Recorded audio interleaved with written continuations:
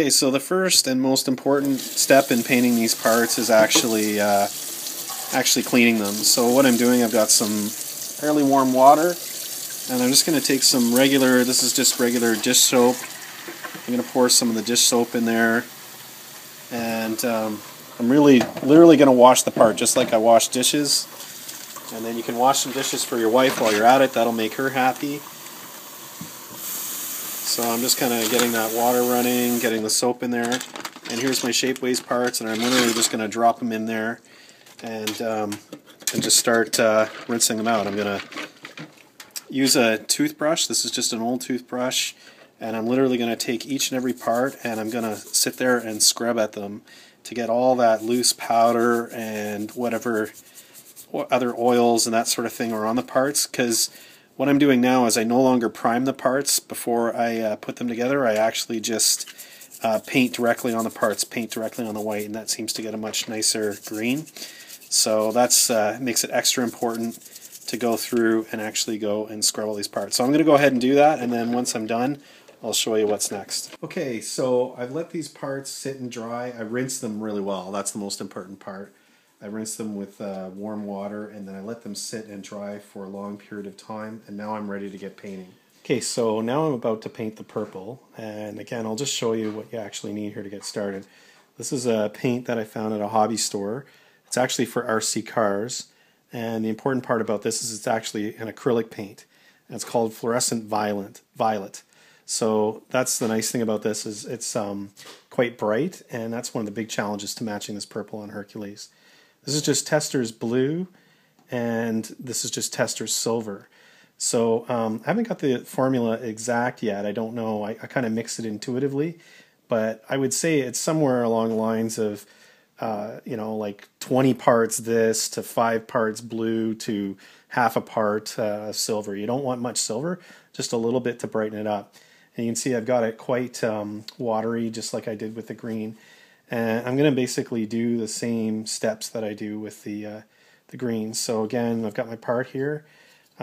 Take this really watery solution, and then I just draw it across. I'm painting directly on the white and just getting like a smooth initial coat. Like it's almost like I'm staining the part. And you can see how that goes on. It goes on fairly nice. It doesn't look super even the first time you do it, but don't let that worry you, because as you build it up, it's going to get to be nicer and nicer and smoother. So, and just paint the areas that you need to. Paint the visible areas. Don't waste your paint, and you'll get it looking pretty nice. So I'm going to do this. I'm going to do a few more coats, and I'll show you what it looks like as it's built up. So here we are after one coat applied, and I've just got my reference part here to compare. And you can see I'm already starting to head in the right direction of the color of the part. So that's a good sign. But this is only one coat.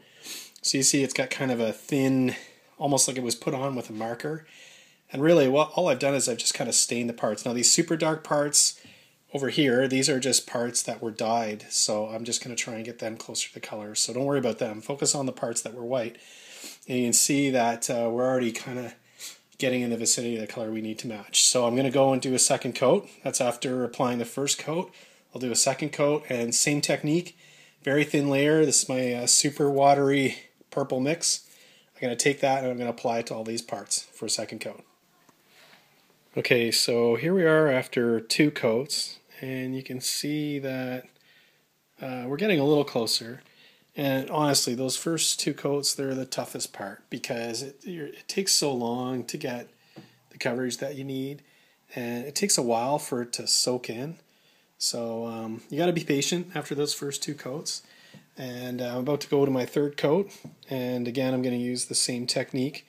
I got my really thin paint, and I'm just going to draw lots of thin strokes over it. So I just wanted to show that on this 3rd coat, when I apply it, you can see it going on, and it looks pretty thick there, but I just keep drawing it across. And once the brush gets dry, I just add more, drawing it across. And then I just kind of get good coverage. Then I look at it in the light, and now I'm checking how smooth it is. So you can see I've got like some bubbles there. I smooth it out. And then take some of that extra paint and move it to a new surface. And I just keep checking on the fresh surface And every once in a while I just gently pull the brush across. This is how you get it really, really smooth. It becomes really important when you're getting into those third and fourth coats. And you can see just how intense the color is getting now because there's so many coats applied.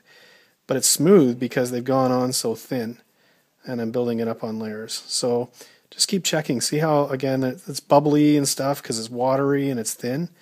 But what I keep doing is just gently pull the brush across till I get that like almost mirror smooth. And when I get it smooth, I know I'm getting ready to finish that surface.